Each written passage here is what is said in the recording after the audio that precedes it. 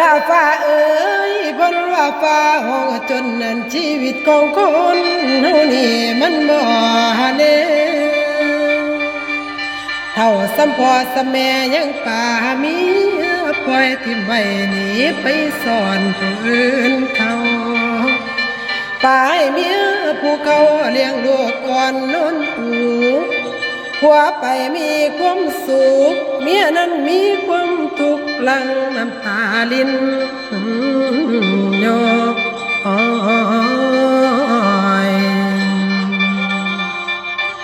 ผัวไปมีเมียหน่อยไปเมียนอนคอยอยู่ทั้งบ้านในให้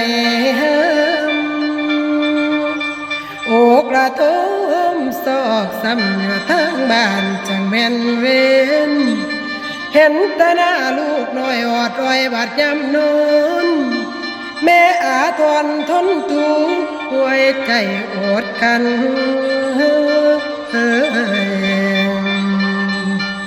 ความกระสันแสนเศร้าบ่มีเบาเบื่อสวงปวงในไข่บ่สิ้นกินยาแก้ข้าบ่เศร้าไทยบ้านเพิ่นกะเก่าเอาของเก่าเบิดความหมายอายแสนได้ฝูงชนอยู่ดนสิเป็นบ้าเมียบ่ตายผัวพาทิ่มหนีไปเอาจะมีมาโอ้ป่าไม้คือจังของเก่าห่านขายได้ค่าบ่ดีคนสมัยสมือนี่มีโลภหลายจิตสิ่งบ่ดีเก็บมาคิดใส่ใจจำได้บาดข้อดมพ้นสอนไว้ความดีสั่งบ่จือคุ้มบ่ดีเก็บมาถือเมาตัณหาบ้าน้ำข้างวางเมียเขา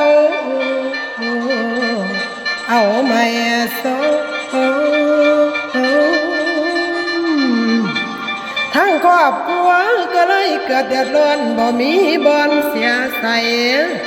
ขาดผู้ใจรักสิ่งบ่ดีสิเพมา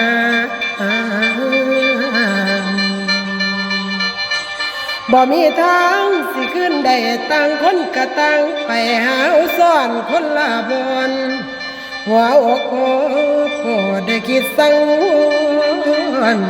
อย่าแลมล้นออกบ้านปากกานี่สิบ่ดีผัวหรือเมียว่านี่ยังคงที่เป็นหลัก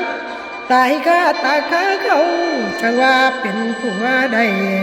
จังว่าเป็นเมียใด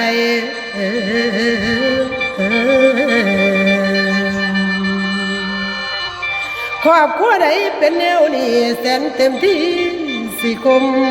คืนระวังเด้อระวังโดนลูกปืนครอบครัวใดเป็นจังสีเป็นผีเฝ้า